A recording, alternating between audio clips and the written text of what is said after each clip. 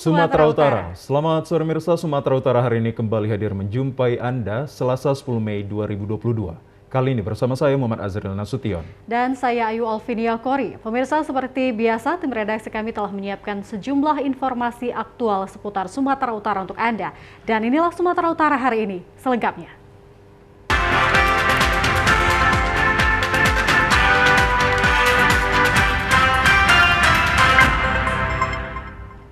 Diduga arus pendek atau korsleting listrik 4 ruko di Pasar Gunung Tua, Kabupaten Padang Lawas Utara terbakar pada Senin petang. Tidak ada korban jiwa dalam insiden kebakaran hebat ini, namun kerugian ditaksir mencapai ratusan juta rupiah.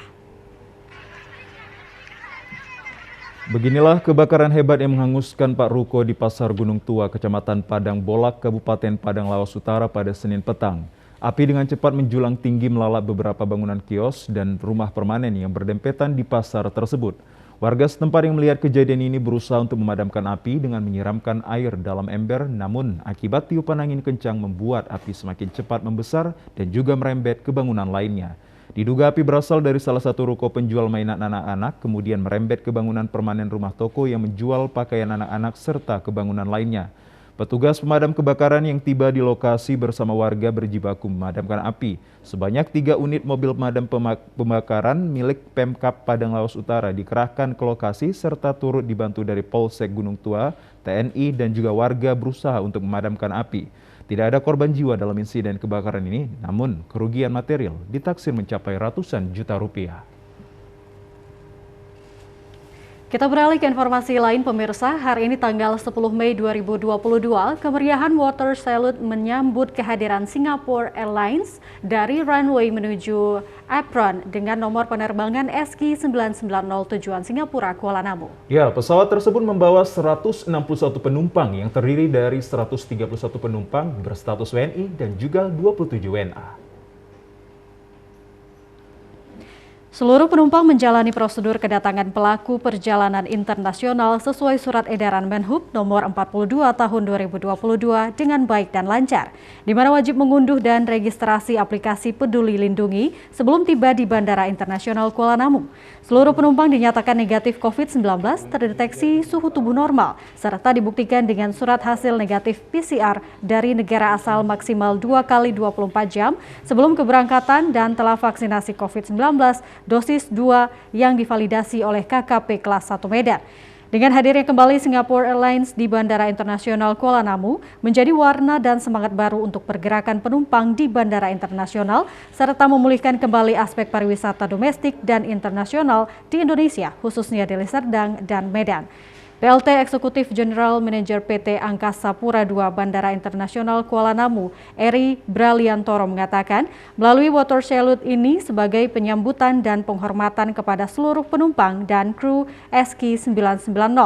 Antusias masyarakat sangat tinggi terhadap beroperasinya kembali penerbangan Singapore Airlines di Bandara Internasional Kuala Namu yang tercatat 162 penumpang untuk rute penerbangan Kuala Namu Singapura dengan SQ991. Dengan beroperasinya kembali, Singapore Airlines dapat memotivasi maskapai lain untuk membuka rute-rute internasional lainnya di Bandara Internasional Kuala Namu. Kita beralih ke informasi lainnya pemirsa, ratusan warga kembali datangi kantor Desa Kampung Yaman menggelar aksi protes kepada panitia penyelenggara penerimaan bakal calon kepala desa. Warga keberatan atas keterlibatan panitia yang diduga melakukan kecurangan kerjasama dengan salah satu balon yang diduga akan melakukan perebutan dan merugikan balon lain. Aksi penolakan penerimaan balon kepala desa berakhir ricuh karena masa tidak terima atas penetapan salah satu balon yang dianggap melakukan kecurangan. Ratusan warga berasal dari Desa Kampung Yaman, Kecamatan Aiknatas, Kabupaten Labuan Batu Utara yang terdiri dari ibu-ibu dan bapak-bapak ini meminta panitia pendaftaran balon kepala desa agar membatalkan salah satu balon yang dinilai warga ada unsur kecurangan. Selain itu, panitia juga melanggar aturan Perbub tentang penerimaan balon kepala desa periode 2022 hingga 2028, di mana ketua panitia sendiri telah menerima berkas pendaftaran salah satu balon di luar kantor sekretariat desa. Karena merasa kesal tidak ditanggapi, warga meluapkan emosinya dengan memecahkan kaca aula kantor desa dan mengucapkan kata makian kepada panitia Pilkades. Terlihat puluhan aparat keamanan yang terdiri dari TNI Polri serta Satpol PP diturunkan guna mengamankan aksi tersebut. Koordinator aksi Sopian menyampaikan bahwa sampai malam ini panitia masih belum mengetahui bahwa salah satu balon kepala desa telah melakukan kesalahan dengan melanggar salah satu perbub, yakni penerimaan berkas pendaftaran balon harus di sekretariat, namun ketua panitia sendiri telah menerima berkas pendaftaran salah satu balon di luar kantor sekretariat desa. Kenapa? Karena di sana kita kan sudah menyampaikan tuntutan kita. Tetapi sampai saat ini mereka kan belum menjelaskan itu secara detail, seolah-olah apa yang kita sampaikan itu selalu ditimpali, dianggap kita punya kesalahan. Sementara itu kan sudah persis apa yang kita tuntutkan, bahwa perda itu adalah pedoman. Pelanggaran menurut perda itu ataupun tidak terpenuhinya di dalam perda itu kan merupakan salah satu yang mengatakan tidak terpenuhinya permintaan perda berarti dianggap tidak sah. Lantas mereka mengatakan itu semua bukan pelanggaran. Sungguh pun sudah nyata dan jelas persis apa yang kita lihat di dalam hal itu. Perda nomor 29 itu memang jelas sudah dilanggar orang itu. Mereka oleh panitia yang pelaksanaan di tingkat desa. Sementara itu, karena belum adanya putusan dari panitia tentang status salah satu balon yang dianggap melakukan kecurangan, aksi massa tersebut berlangsung hingga malam hari. Sementara itu, pemirsa, tidak terima Sekretaris Panitia Pilkades dipecat secara sepihak, ribuan massa warga desa Simangalaman, maksud kami Simangalam, datangi kantor kepala desa dan mengakibatkan kericuhan. Dalam aksi ini, warga yang ingin bertemu dan menanyakan atas tindakan sepihak dari oknum tersebut kepada panitia Pilkades Desa Simangalam. Kericuhan aksi unjuk rasa warga desa Simangalam, Kecamatan Kualu Selatan, Kabupaten Labuhan Batu Utara, dipicu oleh oknum Ketua DPD Desa Simangalam yang memecat Sekretaris Panitia Pilkades Ahmad Sabidin yang terjadi pada hari Sabtu sore 7 Mei 2022.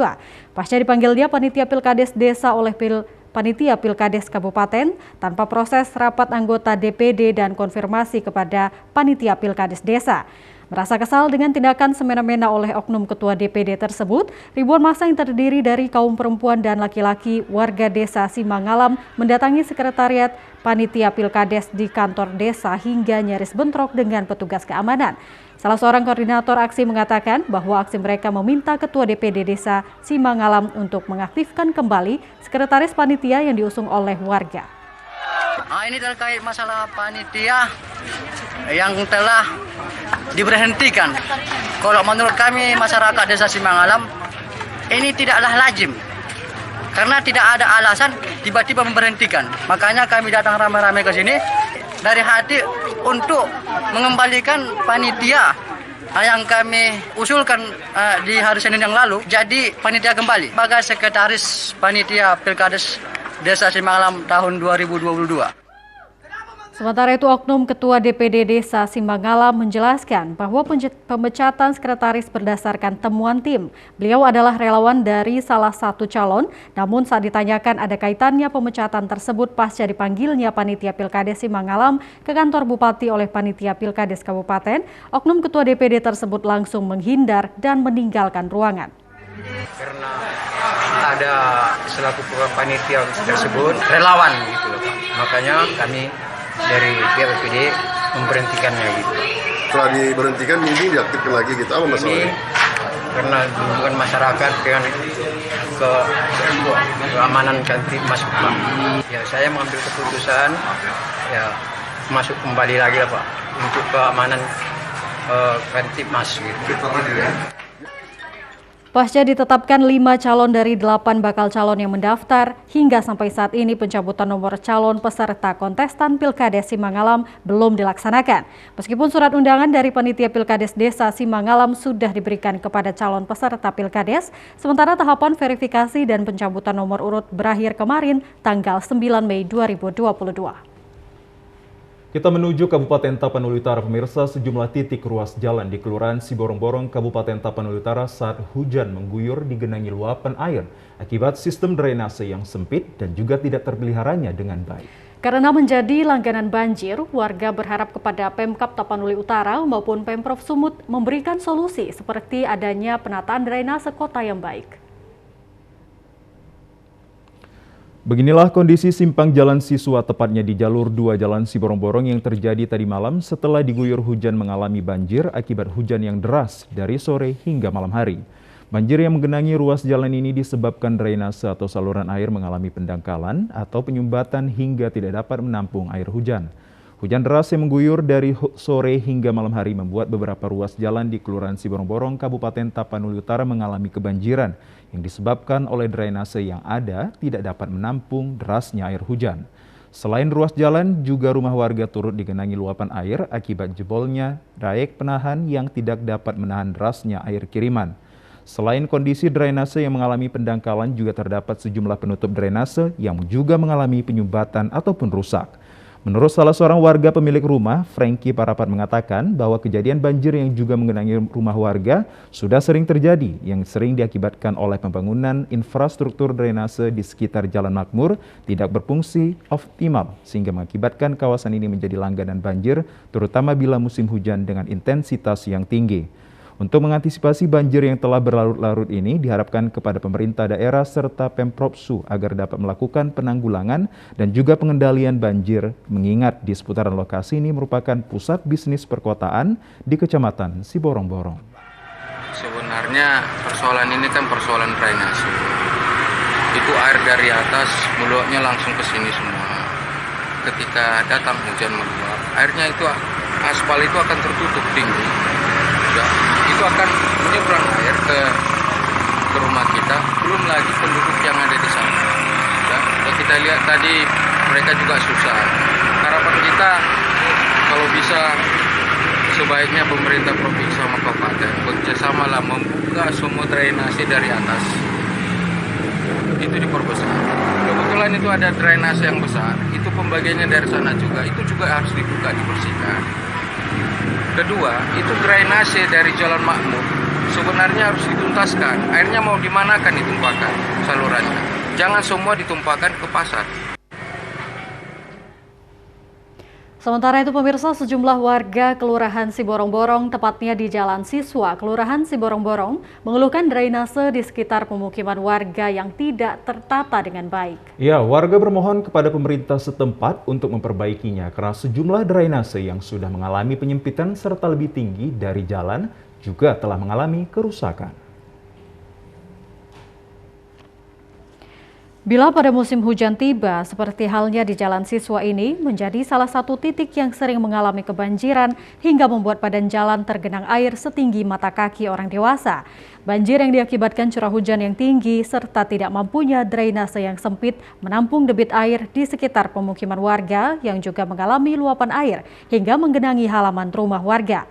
Menurut salah seorang warga di Jalan Siswa Kelurahan Siborong-Borong, RJ Sihombing mengatakan, akibat hujan deras yang mengguyur ditambah sistem drainase yang tidak baik membuat luapan airnya menggenangi bahu jalan serta pemukiman warga. Dan ini terus terjadi hingga menjadi langganan ketika hujan turun.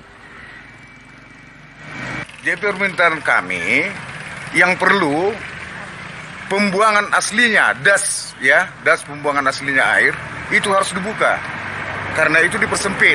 Jadi ada asumsi selama ini bahwa adanya kebanjiran ini karena memang drainase yang tidak baik atau bagaimana, Mas? Ya, jelas drainase yang tidak baik. Karena fungsi pembuangan air mulai dari dulu itu tidak berfungsi. Oke. Nah, itu. Sementara itu, Lurah Kelurahan Siborong-Borong Siharngolu Nababan mengakui banjir ini disebabkan sistem drainase yang kurang baik serta intensitas hujan yang tinggi, dan hal ini telah disampaikan kepada pemerintah daerah dan Pemprov Su. Membangun saluran baru, terutama di arah Jalan Siswa. Memang hal ini telah kita sampaikan kepada Kementerian PUPR melalui pelaksana di lapangan di Siborong-Borong. Beberapa kali kita telah sampaikan bahwasannya jalan di sana harus dipotong agar air yang datang dari arah Balige yang mengalir ke Jalan Simarga Tarutung bisa mengalir ke sebelah jalan, yaitu di depan KP Bane. Di sana ada saluran yang harus kita perbesar. Ada dua tipe di sana.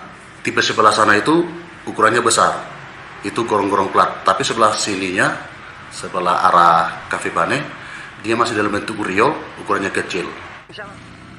Dari pantauan di lapangan, terlihat sejumlah drainase telah mengalami kerusakan serta mengalami pendangkalan sehingga tidak dapat lagi menampung air hujan.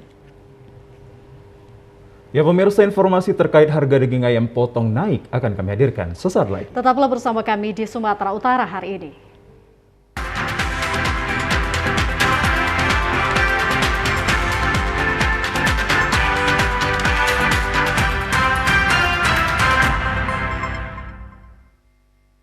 Ayo, cegah stunting. Kunjungi bidan andalan Anda untuk merencanakan dan mengatur jarak kehamilan untuk tumbuh kembang buah hati yang optimal. Cegah stunting itu penting melalui perencanaan keluarga. Khawatir ber-KB? Tunda kehamilan dan raih cita-cita dengan Andalan FA. Andalan laktasi untuk ibu menyusui. Ber-KB itu mudah. Andalan pilihan perempuan Indonesia.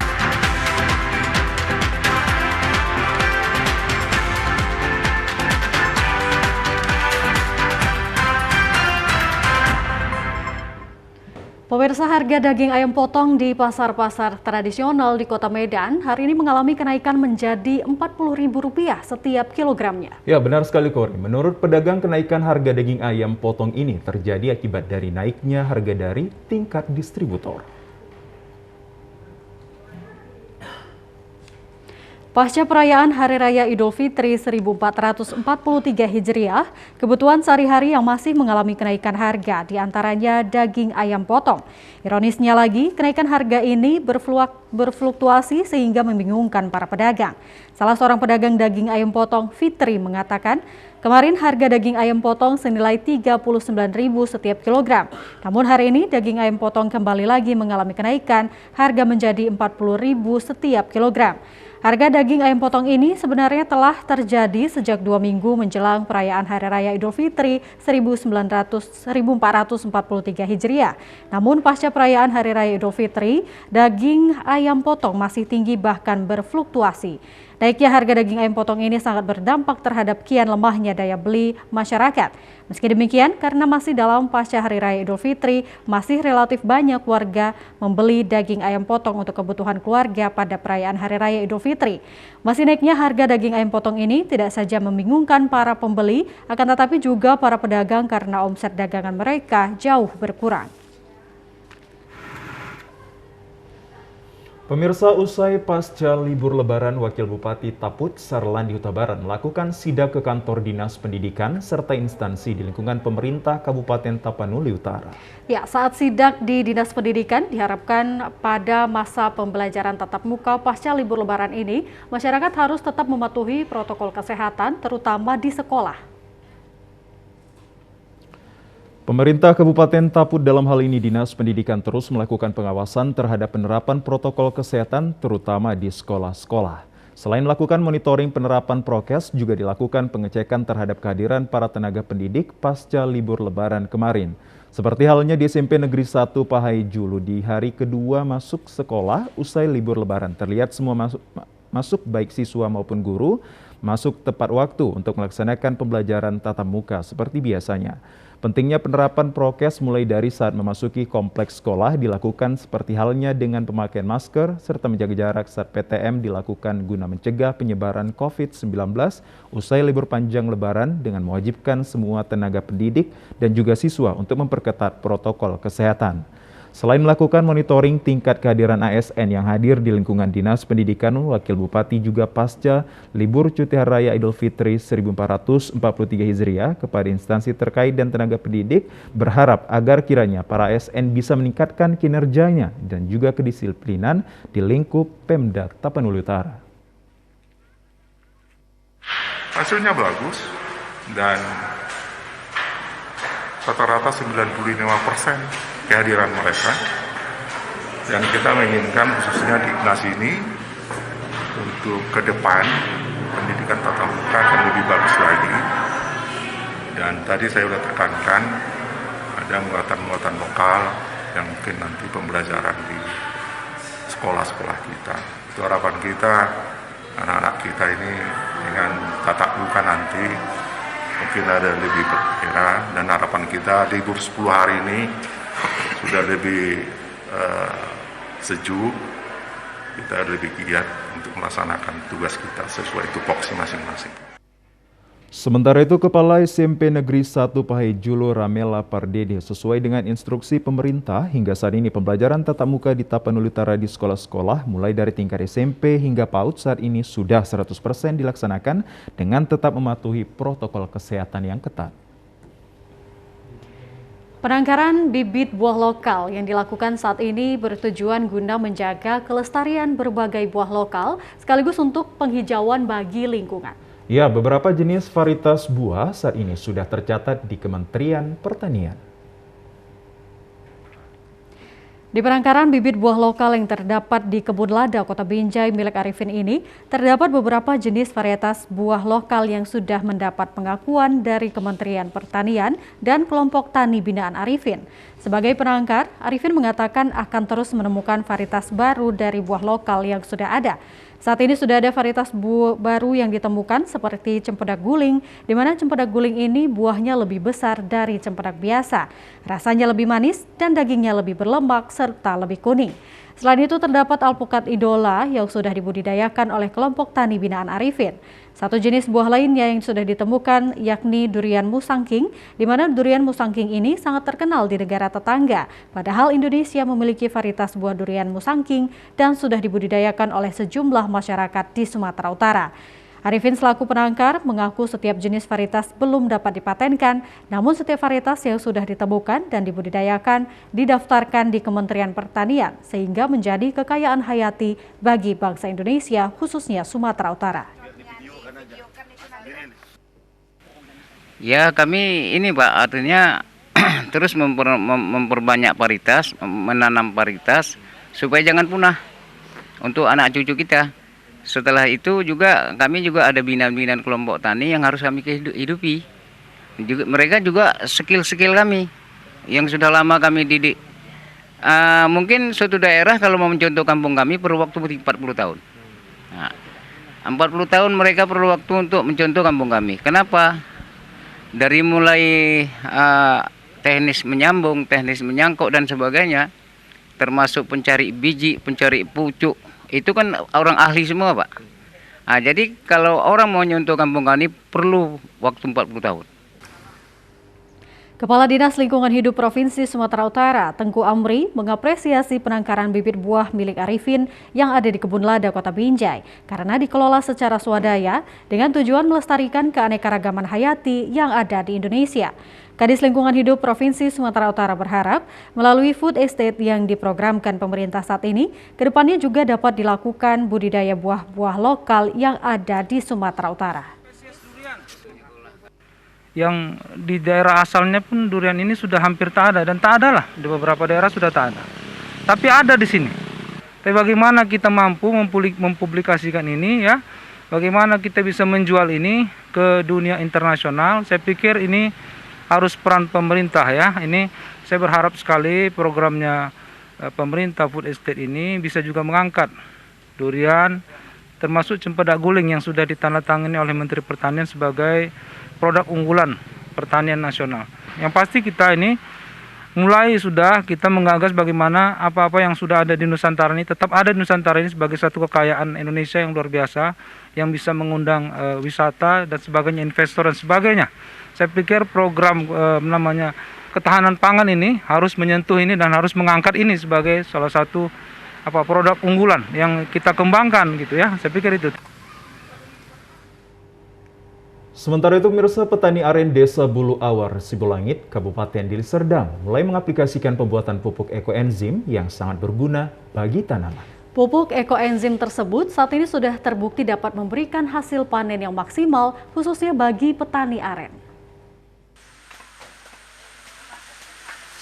Ekoenzim merupakan larutan zat organik kompleks yang diproduksi dari proses fermentasi dari sisa organik gula aren, tebu, dan air.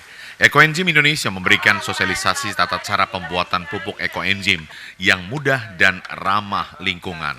Salah seorang penggiat pupuk ekoenzim, Waza Kurusinga, yang didampingi Enai Kelaras mengatakan pembuatan pupuk ekoenzim dilakukan untuk memberikan edukasi kepada petani aren tentang cara pembuatan pupuk ekoenzim yang dinilai cukup murah karena berbahan dasar sayuran, kulit nanas, kulit jeruk, bonggol pisang, kacang panjang, dan serai. Bahan-bahan di atas terlebih dahulu dicincang menjadi bagian yang kecil, setelah itu dimasukkan ke dalam botol serta diberi air dan molesa. Dengan menunggu masa fermentasi selama 100 hari, ekoenzim dapat dipergunakan terhadap seluruh jenis tanaman. Wajah Guru Singa mengatakan ekoenzim yang dibuat kelompok tani Berkat Desa Buluh Awar dianggap mampu menyuburkan tanah dan tanaman sekaligus menghilangkan hama dan dapat meningkatkan kualitas rasa buah serta sayuran. Jadi kita sampah-sampah yang menjadi masalah di lingkungan bisa kita manfaatkan menjadi pupuk ekoenzim.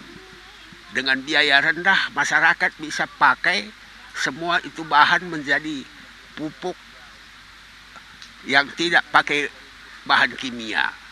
Itu yang kita lakukan, membuat pupuk ekoenzim. Hasilnya kita lihat buah makin bernas, batang makin kuat, akar makin bagus. Itu yang pernah kita lihat baik di padi, baik di tanaman sawit. Alasannya supaya desa ini mendapat peningkatan ekonomi yang lebih baik. Maka kita libatkan Bapak Kepala Desa kita supaya ini menjadi terarah kepada semua masyarakat. Dan lagi ini bukan hanya Desa Buluh Awar, terlibat Desa Kutabungkai, Desa Sukamaju. Kepala Desa Buluh Awar, Robert Bukit mengatakan melalui pembuatan pupuk ekoenzim dapat membantu masyarakat dalam menekan biaya pengeluaran petani. Dikatakan untuk memperoleh hasil pertanian yang baik tidak terlepas dari pemberian pupuk terhadap tanaman. Untuk itu, ekoenzim dapat mengurangi penggunaan pupuk kimia sekaligus menjadikan kualitas pertanian warga semakin baik. Kepala Desa Buluh Awar berharap melalui pupuk ekoenzim yang ada saat ini sudah dapat diaplikasikan warga menjadikan seluruh petani semakin sejahtera. Sementara itu, pada pembuatan ekoenzim juga dihadiri mahasiswa pertanian Universitas Sumatera Utara, SMK 1 Tanjung Morawa, dan SMK 1 Perlak Aceh. Sudah pakai warga kita dan buktinya nyata ekoenzim tersebut murah dan bagus untuk tanaman. Itu makanya khususnya kelompok tani Berkat, warga Desa Buluh Awar dan Desa Sukamaju sangat mengharap supaya bisa membuat ekoenzim tersebut, melihat bukti bagus untuk tanaman ekoenzim tersebut. Itu makanya Pak Kelaras dan Pak Paris datang mempraktekkan cara pembuatan ekoenzim tersebut. Dan warga saya semenjak ada obat tersebut, pertaniannya tambah meningkat. Meski pupuk kimia belum dapat ditinggalkan warga sepenuhnya, namun dengan mengurangi pupuk kimia sebagai pupuk pertanian yang selama ini dipergunakan warga dapat menjadikan tanah semakin baik. Dinas Kependudukan dan Pencatatan Sipil Kota Medan menambah jam operasional hingga pukul 20 waktu Indonesia Barat setiap hari kerja yang sudah dilakukan sejak awal tahun 2022. Penambahan jam operasional ini bertujuan untuk mempermudah warga dalam melakukan pengurusan administrasi kependudukan. Penambahan jam operasional pada Dinas Kependudukan dan Pencatatan Sipil Kota Medan hingga pukul 20 waktu Indonesia Barat setiap hari kerja untuk memberikan kesempatan kepada masyarakat yang bekerja agar dapat melakukan pengurusan administrasi kependudukan tanpa diwakilkan kepada orang lain. Kepala Dinas Kependudukan dan Catatan Sipil Medan, Baginda P. Siregar mengatakan, saat ini Disdukcapil Kota Medan terus berupaya meningkatkan pelayanan kepada seluruh masyarakat sehingga tidak ada lagi administrasi kependudukan masyarakat yang tidak lengkap. Saat ini seluruh masyarakat akan mendapat pelayanan terbaik dari para pegawai Disdukcapil Kota Medan karena pada tahun 2022 ini memiliki tujuan sebagai pelayan publik terbaik bagi masyarakat. Kadis Dukcapil Kota Medan menjelaskan, saat ini masyarakat diberikan berbagai akses dalam mengurus Adminduk, yakni langsung datang ke kantor Disdukcapil, juga dapat menggunakan layanan online. Untuk menertibkan administrasi kependudukan bagi warga Kota Medan, Dinas Kependudukan juga melakukan pelayanan dengan cara jemput bola, sehingga memudahkan masyarakat dalam memperoleh pelayanan administrasi kependudukan. Jadi untuk tahap awal kita sudah lakukan penambahan jam pelayanan sampai jam 8 malam. Mohon juga bantuan sosialisasi dari kita semua, karena memang masyarakat mungkin banyak yang belum mengetahuinya. Jadi jam 8 malam kita hari kerja, dari jam 5 sampai jam 8 malam untuk di kantor ini. Kemudian penambahan fasilitas pelayanan di 40 kelurahan, itu lagi kita persiapkan dan mungkin minggu depan sudah kita laksanakan itu. Penambahan fasilitas di 40 kelurahan itu apa saja, Pak? Pelayanan, semua pelayanan untuk administrasi pendudukan. Jam 8 kita closing. Nah, jam 8 itu udah last order lah istilahnya. Mungkinnya sudah bisa masih kita layani. Saat ini kartu keluarga dan akte kelahiran itu yang masih. Dan kita lagi tertinggal dengan KIA ya. Kartu anak itu masih sangat rendah. Ini lagi kita galakkan dan kunjungan kita ke sekolah-sekolah untuk menarik minat untuk mengurus KIA tadi. Kadis Dukcapil Kota Medan Baginda P. Siregar berharap agar masyarakat tidak lagi menggunakan jasa calo dalam mengurus administrasi kependudukan, karena saat ini masyarakat dengan sangat mudah dan cepat dalam mengurus Adminduk di kantor Dinas Kependudukan dan Pencatatan Sipil Kota Medan. Pemirsa, beragam informasi menarik dan aktual lainnya akan kami hadirkan sesaat lagi. Tetaplah bersama Sumatera Utara hari ini.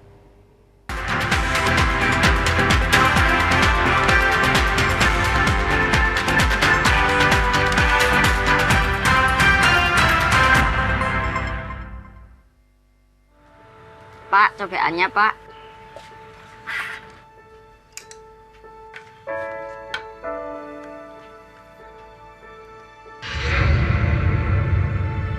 Dek, sini. Kamu mau pilih yang mana? Terima kasih ya Pak.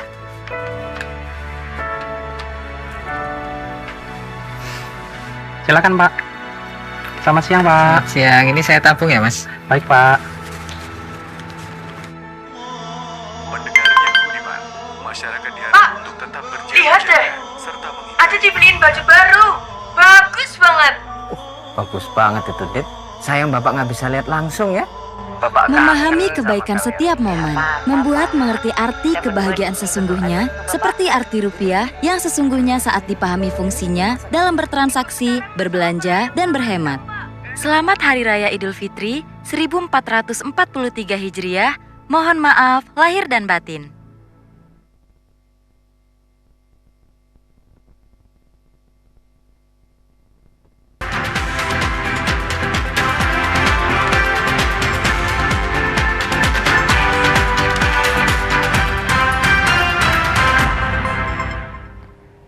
Berbagai ragam olahraga bela diri tradisional Indonesia, yakni pencaksilat, merupakan bela diri yang memperhatikan seni keindahan gerakan dalam setiap jurusnya.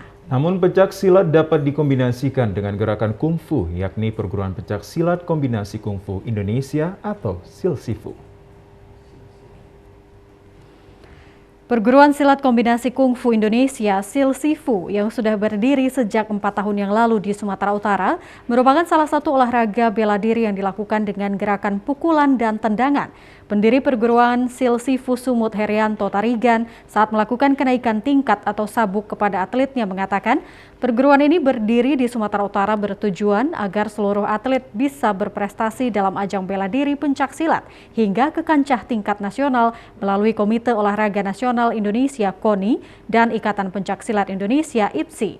Herianto Tarigan menjelaskan perguruan Silsifu Sumut yang sudah berdiri selama ini telah melahirkan atlet sebanyak ribuan atlet, khususnya yang berlatih di halaman sekolah Yayasan Perguruan Indonesia Membangun Yapim Sibiru Biru berjumlah 3 atlet Silsifu.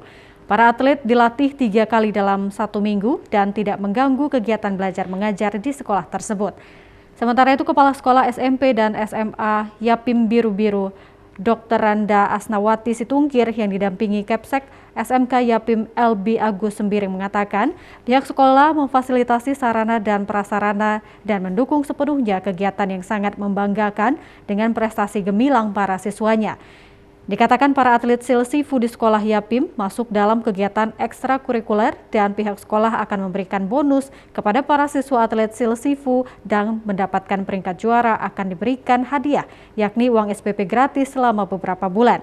Diharapkan para atlet Silsifu terus berlatih secara kontinu dan mengajak para orang tua untuk memberikan motivasi agar siswa selain giat belajar juga meraih prestasi yang membanggakan orang tua dan sekolah. Kami dari pimpinan sekolah Yapim Biru-Biru, unit SMP, SMA, SMK, mau mengucapkan terima kasih atas kerjasama yang baik dengan perguruan pencak silat Silsifu, yang mana perguruan ini selalu giat kerjasama dengan kami. Mengapa kami mengatakan kami senang dengan kerjasama ini? Karena sekolah kami yang begini besar, SMP, SMA, SMK Yapim Biru-Biru, itu mengadakan kegiatan ekstrakurikuler bagian pencak silat yang difavoritkan oleh siswa, yang diikuti secara semangat oleh mereka. Maka kami sangat mendukung kerjasama ini juga kepada pihak perguruan Silsifu. Ya, kami mengucapkan terima kasih. Berharap ke depan perguruan ini semakin maju dan semakin jaya. Juga pengaruhnya kepada sekolah kami, di mana kami selalu memfasilitasi jika ada kegiatan. Contohnya pada hari ini kegiatan kenaikan sabuk atau kenaikan tingkat, kami bersedia sebagai fasilitator untuk pengadaan kegiatan ini. Sementara itu di sorotan lainnya pemirsa, Pantai Pasir Putih Parbaba di Kecamatan Pangururan, Kabupaten Samosir masih terlihat dipadati kunjungan wisata dari berbagai daerah meski libur lebaran telah usai. Kendaraan mobil pengunjung pun terlihat antri di sejumlah pintu masuk menuju lokasi pantai ini untuk berlibur di akhir pekan. Beginilah suasana Pantai Pasir Putih Parbaba di Kabupaten Samosir yang masih ramai dikunjungi oleh wisatawan di akhir pekan. Meski libur lebaran telah usai, namun wisatawan masih terlihat ramai guna mengisi libur akhir pekannya dengan berenang dan juga bermain air di pantai bersama keluarga. Pengunjung di lokasi Pantai Pasir Putih Parbaba ini banyak meminati permainan wahana air. Sekalipun harus mengantri keceriaan, pengunjung masih terlihat saat bergiliran untuk bermain banana boat dan wahana air lainnya yang dapat dinikmati. Selain bermain air di pantai ini, wisatawan juga terlihat banyak yang berburu souvenir milik pedagang di lokasi Pantai Pasir Putih Parbaba untuk dijadikan kenang-kenangan. Salah seorang pengunjung, Levi Tamba, mengaku merasa terhibur melihat keceriaan para pengunjung di lokasi pantai dengan keindahan alam Danau Toba sekaligus berburu souvenir yang menarik hasil dari kerajinan tangan untuk dibeli. Saya melihat pertama ya dari hasil kerajinan yang dijual di sini ya, yang diperdagangkan, terus aktivitas orang-orang yang datang ke sini, ya apa yang dilakukan gitu, menikmati pantainya. Juga indahnya panorama Danau Toba, Pak ya? Ya, panoramanya apalagi kelihatan matahari mau terbenam itu, sepertinya ada mirip-mirip Bali dikit gitu ya. Salah satu pedagang Mongoloy Sihaloho mengatakan banyaknya pengunjung wisata yang datang meminati permainan banana boat dan wahana air lainnya. Begitu juga dengan souvenir yang menarik hasil dari kerajinan tangan banyak diburu pengunjung, dibeli untuk dijadikan kenang-kenangan. Kami menyediakan di Pantai Pasir Putih Parbaba ini seperti banana boat, permainan wahana air, dan juga aksesoris seperti kerajinan tangan. Minat pengunjung wisatawan untuk bermain wahana banana boat ini ramai, Pak, juga? Ya, masih diminati oleh para pengunjung kita juga yang datang ke Pasir Putih ini. Dengan souvenir, Pak, bagaimana, Pak? Banyak yang membeli? Sama. Sementara itu, untuk menikmati indahnya Danau Toba dari lokasi Pantai Pasir Putih Parbaba ini, pengunjung dikenakan biaya retribusi masuk sebesar Rp5.000 untuk satu orang pengunjung.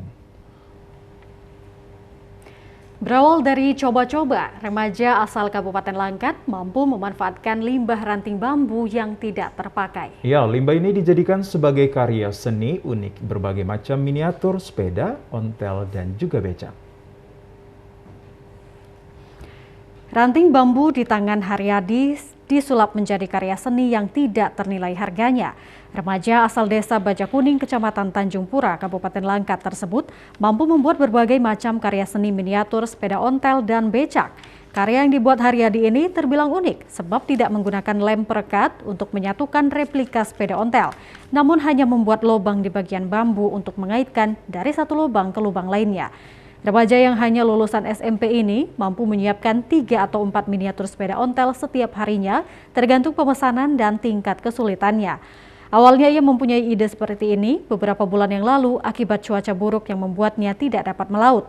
Disitulah ide kreatif itu tertuangkan olehnya melihat banyak ranting bambu yang tidak terpakai di sekitar rumahnya. Dia pun mencoba bakat tersembunyi itu. Dari hasil tangan terampilnya, sudah banyak karya seni terjual dan dipesan oleh warga setempat, bahkan sempat dipamerkan dalam ajang inovasi desa di Kabupaten Langkat. Karya miniatur yang diciptakan diantaranya sepeda sambung, sepeda goyang, sepeda ontel, bahkan beca. Rencananya Haryadi akan membuat replika pesawat, mobil, dan sepeda motor gede.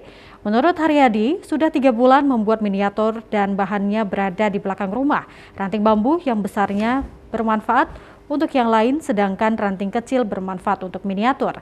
Biasanya miniatur yang ia buat dibanderol dengan harga Rp150.000.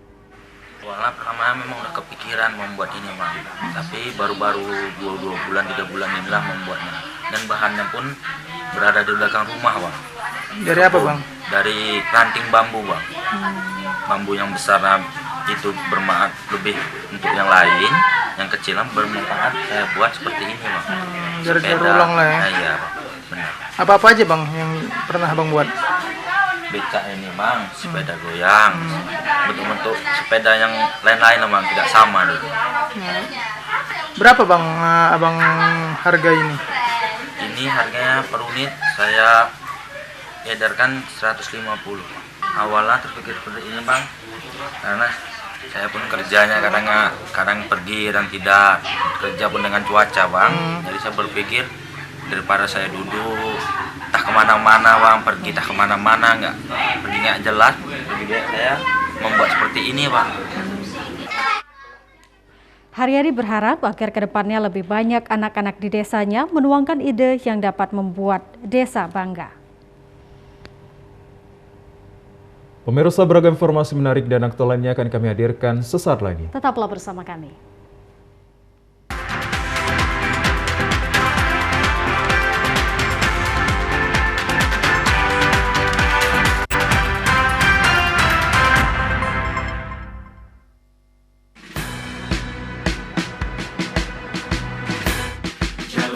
Hari dengan 3 wajib, wajib iman, wajib aman, wajib imun, berolahraga, riang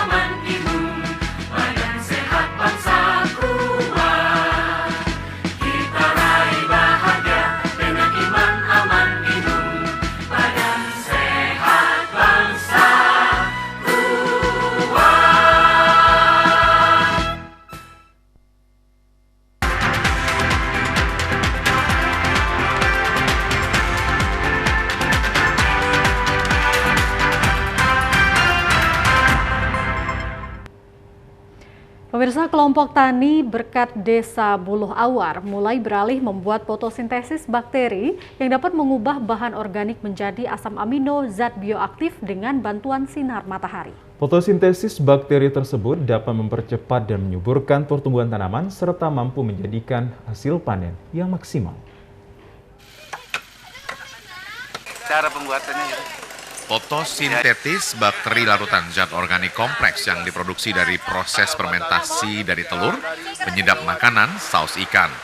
Paris Sembiring, salah seorang penggiat lingkungan, mengajarkan cara pembuatan fotosintetis bakteri, yakni campurkan 2 butir telur dan penyedap makanan serta saus ikan dan dikocok hingga tercampur dengan rata. Isi air mineral pada botol minuman plastik ukuran 1.500 ml dan tidak terlalu penuh sehingga masih terdapat rongga untuk udara. Lalu masukkan 3 sendok makan campuran bahan sebelumnya ke dalam botol yang sudah berisi air. Tutup rapat botol tersebut dan kocok hingga air menjadi keruh. Usai dikocok hingga keruh, jemur botol berisi larutan tersebut pada sinar matahari minimal 8 jam setiap hari selama 15-30 hari hingga larutan di dalam botol berubah warna menjadi merah agar bakteri fotosintetis siap digunakan. Aplikasi penggunaan fotosintetis bakteri, larutkan 10-15 ml, dicampurkan dengan 2 liter air bersih dan disemprotkan pada daun, batang, serta tanah di sekitar tanaman.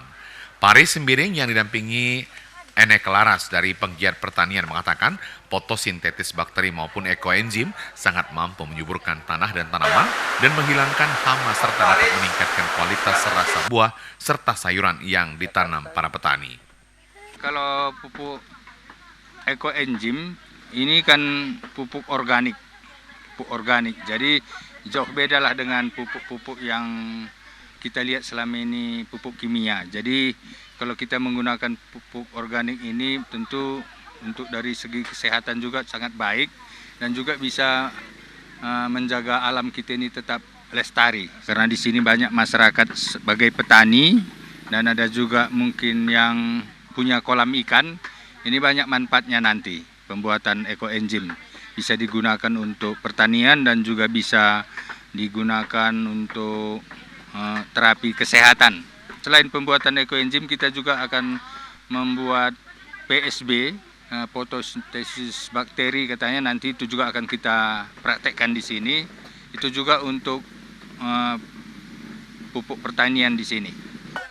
Salah seorang anggota kelompok tani berkat Desa Buluh Awar, Sibolangit, Kabupaten Deli Serdang, Imelda Barus, merasa senang mendapatkan cara pembuatan fotosintetis bakteri dan ekoenzim karena dapat meningkatkan hasil pertanian para petani.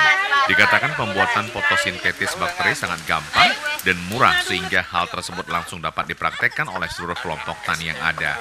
Para petani berjanji akan langsung mulai pembuatannya dan akan mengaplikasikannya kepada tanaman di lahan pertanian warga. Menurut saya baguslah, soalnya dengan adanya pembuatan ekoenzim ini pengalaman kita tambah satu, terus bisa bermanfaat untuk masyarakat. Apalagi pembuatan ekoenzim, tanaman kita bisa menghasilkan karena subur tanahnya kan, dapat menghasilkan. Semakin bagus tanaman kita, terus buahnya pun semakin banyak. Pokoknya bermanfaat lah gitu loh Pak. Bapak lihat sendiri kan, tengoklah masyarakatnya sangat bersemangat. Karena tahu sekarang pupuk kimia pun mahal Pak. Jadi dengan adanya pupuk organik ekoenzim ini ya baguslah. Jadi kita buat sendiri bisa mengurangi Pak, kimia, iya. Di informasi lainnya pemirsa, seni drama pantoni mulai digemari generasi Y di Kota Medan. Bersamaan dengan itu, kini mulai bertumbuh komunitas sanggar seni di Kota Medan yang memberikan wadah berekspresi untuk berbagai usia, salah satunya Sanggar Deli Art Pantomim Medan. Pelatih sekaligus penggiat pantomim Ririn Prabuwati mengatakan, komunitas ini berawal dari kegelisahan terhadap perkembangan seni pantomim di Kota Medan, yang mana ketika momen Festival Seni Siswa Nasional yang salah satu rangkaian lombanya yakni Festival Seni Pantomim, barulah sekolah-sekolah dasar di Kota Medan mencari pelatih pantomim dan mewadahi latihan pantomim di sekolah. Menariknya komunitas ini, setiap kali ada anak-anak yang berlatih pantomim tidak dipungut biaya. Justru dengan senang hati para pelatih berbagi ilmu serta keceriaan bersama anak-anak. Bicara pantomim sudah tidak lumrah lagi, karena saya rasa pantomim untuk Indonesia khususnya itu sudah menggeliat dan bahkan sudah dapat ruang di tengah masyarakat. Dan khusus untuk Kota Medan saya rasa hari ini memiliki rasa optimis yang sangat besar, karena beberapa waktu belakang saya pernah membawa pantomim Sumatera Utara menjadi peringkat 1 di nasional. Saya rasa ini menjadi ruang apresiasi yang menarik, dan ini akan menjadi satu energi, satu kekuatan yang akan membangun pantomim di tengah masyarakat untuk lebih baiknya. Pantomim harus menjadi alternatif pendidikan khususnya pada dunia anak-anak. Di sini program yang sedang kami geliat itu bagaimana kami masuk pada ruang akademisi, artinya di mana ruang sebuah literasi melalui pantomim, bagaimana dia mampu menjadi sebuah literasi untuk pendidikan anak-anak, dan itu kami sedang membangun program untuk datang ke kampus-kampus, dan juga terakhir saya datang ke Aceh untuk membicarakan bagaimana perkembangan pantomim dan bagaimana pantomim menjadi sebuah konsep pertunjukan. Artinya pantomim tidak hanya sebatas dunia hiburan semata. Pantomim sendiri merupakan sebuah drama tanpa kata yang dimainkan dengan gerakan ekspresi wajah, di mana pantomim dimainkan oleh grup maupun solo sebagai wujud ekspresi diri seseorang dalam pencerminan kehidupan sehari-hari. Menurut pengajar pantomim Frisdo Ecardo, pantomim merupakan sebuah pembentukan karakter anak yang mana mulanya di sekolah sebagai seorang anak yang pemalu, namun ketika diarahkan dan diberi wadah pantomim, bisa percaya diri serta terbentuk bakat anak. Pantomim sendiri sebuah pembentukan karakter anak sebagai wadah ekspresi. Bagaimana supaya pantomim ini kita buat menyenangkan. Jadi anak-anak itu sendiri sangat banyak sekali aktivitas yang ingin mereka lakukan. Jadi dengan mengenal pantomim, anak-anak bisa mengeksplorasi kemampuan dan juga bisa bersukacita gitu loh. Jadi mereka mencintai pantomim dan menumbuhkan kemauan dari dalam diri anak-anak tersebut untuk mengeksplorasi dan menggali lagi hal-hal baru dan bakat baru yang ada di dalam diri mereka. Kita ketahui bersama bahwa pantomim ini nanti kita harapkan bisa menjadi salah satu alternatif pendidikan untuk anak-anak dan membantu mereka untuk mengeksplorasi keinginan yang ada di dalam hati mereka. Rumah bergaya klasik kembali diminati masyarakat. Salah satu desain rumah yang menjadi tren model saat ini, yakni rumah kayu yang memiliki unsur klasik dan elegan yang dihiasi warna eksotis khas kayu. Ya, dengan menggunakan desain rumah kayu, pasti akan terlihat lebih natural dan juga alami.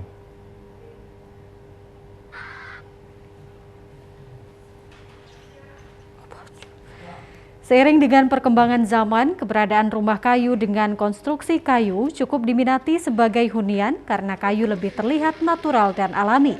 Desain kayu yang berwarna coklat menambah kesan hangat pada ruangan dengan berbagai warna natural lainnya.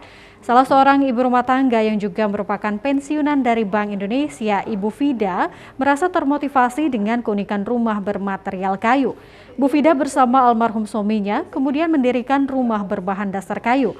Karena kayu merupakan bahan dasar alami dan strukturnya mampu menyerap karbon dioksida yang berada di sekitar bangunan. Bahan dasar kayu didatangkan dari Palembang dengan lama masa pengerjaan selama 3 bulan. Dengan menggunakan material kayu, hunian akan terlihat lebih natural dan alami. Desain kayu yang bernuansa warna coklat menambah kesan hangat pada ruangan sehingga cocok dengan berbagai warna natural lainnya. Ibu Fida menyelaraskan rumah kayunya dengan perabotan kayu yang semuanya bernuansa coklat sesuai warna bangunan rumah. Motivasi dari mendirikan rumah kayu ini sebenarnya saya dan suami itu mendirikan rumah ini untuk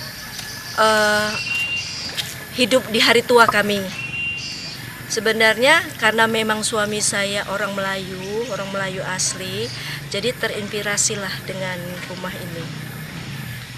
Rumah apa namanya, Kak? Rumah kayu. Rumah kayu Melayu. Terus bahan-bahan sendiri datangkan dari mana, Kak? Bahan-bahan kami datangkan dari Palembang. Tapi memang bentuk ornamennya semua dari kami buat Melayu. karena tempat ini memang daerah Melayu, makanya kami bangun rumah ini berbentuk Melayu, biar kita nampak asli dengan Melayunya dengan suami saya, karena suami saya memang. Ya pemirsa, informasi terkait Rumah Kayu tadi sekaligus menutup perjumpaan kita dalam program Sumatera Utara hari ini. Kami ucapkan terima kasih atas kebersamaan dan juga perhatian Anda. Saya Muhammad Azril Nasution. Dan saya Ayu Alvin Yangkori. Kami selalu menghimbau kepada Anda pemirsa untuk tetap menerapkan protokol kesehatan dengan selalu mencuci tangan, menjaga jarak, dan memakai masker. Terima kasih, selamat sore dan sampai jumpa.